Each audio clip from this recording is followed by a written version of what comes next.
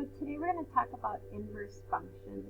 And if you think back to Algebra 2, when you were doing an inverse function, you would switch x with y, and then you would solve the equation for y equals. So when I divide both sides by 5, the inverse function then is this, okay?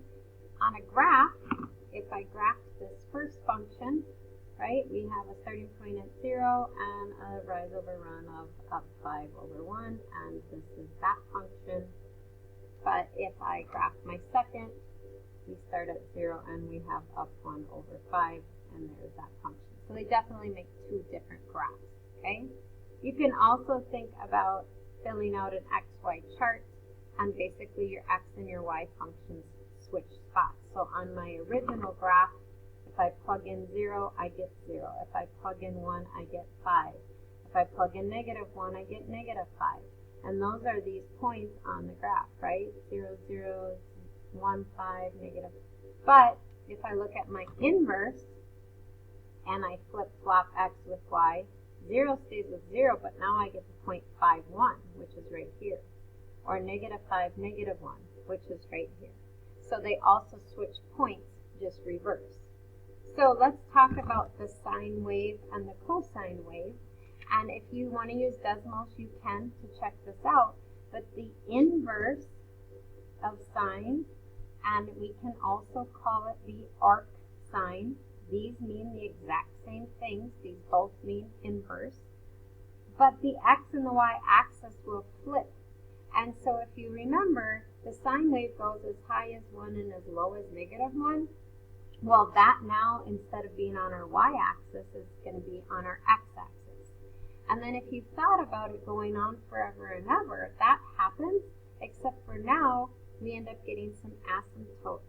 And this only goes as high as half a pi and as low as -half a pi. And the inverse sine wave kind of does one of these. And it stops. And that's it. So I encourage you to check it out on Desmos. Okay, but the whole point of this is that now when we're talking about inverse sine, we are talking about values only from a half a pi to -half of a pi. So when we talk about the arc sine or the inverse sine, we can only pull values from quadrants 1 and quadrants 4. Also notice we're using the term -half a pi. Not 3 pi over 12. So we are going to be using, or 3 pi over 2, sorry. So we are going to be using all these as like -pi over 6, or -pi over 4, or pi over 3, okay? All right, the inverse cosine, or the arc cosine function, again, they mean the same thing in terms of inverse, okay? If you think about, again, cosine went from 1 to -1, so we're still going to be using that. But this time, it's +1, but this time the cosine wave goes like this. It goes as high as pi and as low as 0 pi. So when we talked about quadrants 1 and 4 for the arc sine, cosine, the inverse comes from everything from 0 pi to pi. So we are going to be using quadrants 1 and quadrants 2 for all of our answers. Okay? Tangent is always different typically, except for tangent runs the same as the arc sine and arc cosine. So tangent is also the same using quadrants 1 and 4.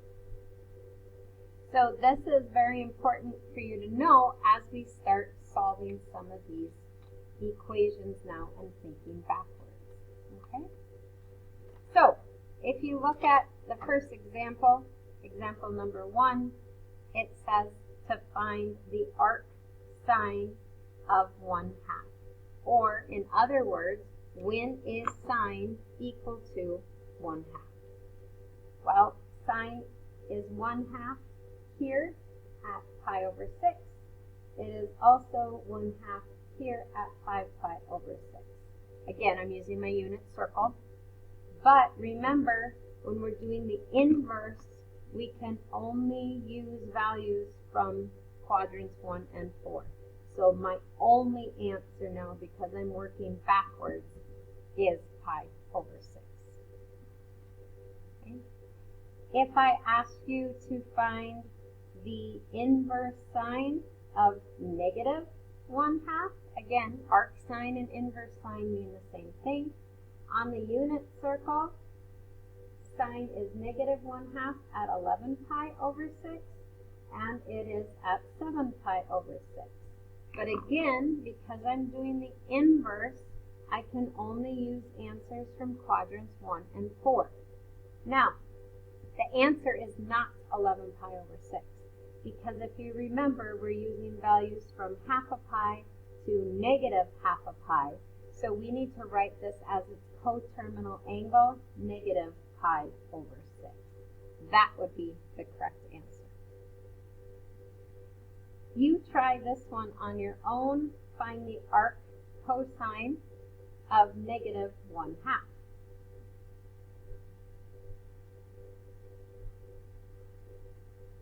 If you look on your unit circle, that happens at 2 pi over 3, and it also happens at 4 pi over 3. But where does the inverse of cosine happen? From 0 pi to 1 pi.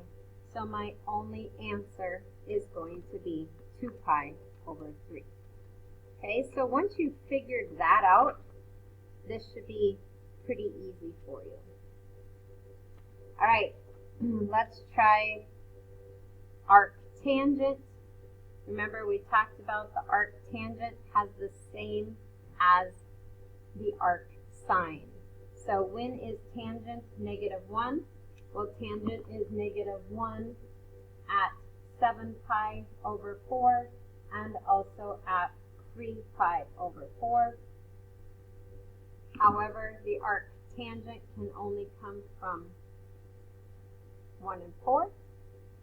Technically, that's where my answer is, but again, it's between 1/2 pi and negative 1/2 pi, so my negative coterminal angle here would be negative pi over 4. And that's probably the hardest part of understanding something like this. Okay? So, when could it get a little harder? Maybe when we do something like this. Find the arc sine of 2. Well, that's asking, when is sine ever 2 on the unit circle?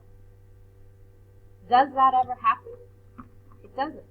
Because remember, our radius all the way around the unit circle is 1. The unit circle does not go any bigger than 1.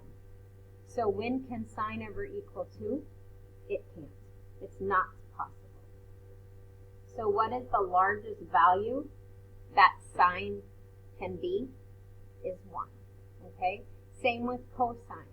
Because remember, it only went as high as 1 and as low as 1. So we would say not possible. We could also say this is undefined because it does not have a value. So both sine and cosine cannot be any bigger than 2. Even if you used your calculator and tried it and found the inverse sine of 2, you would see that you would get an error. So that doesn't work. Now, what if I found the inverse tangent of 2? How come I get an answer for that?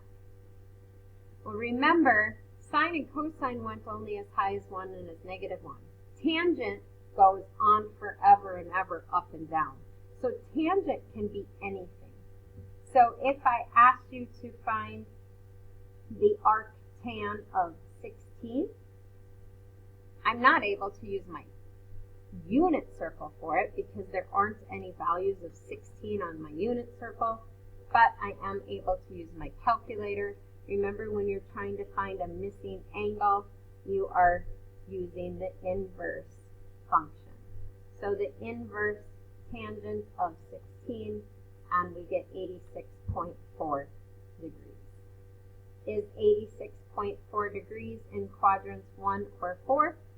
Yes, it is. So we are done. Okay?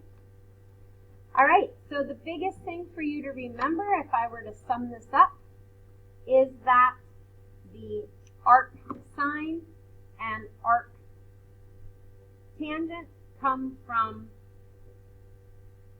quadrants 1 and 4, and they are written from negative half a pi to positive half a pi.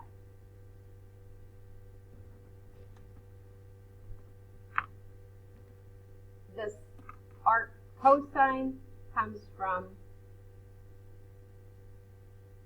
0 pi to pi. And if you can remember that, that shouldn't be any problem for the rest of your assignment.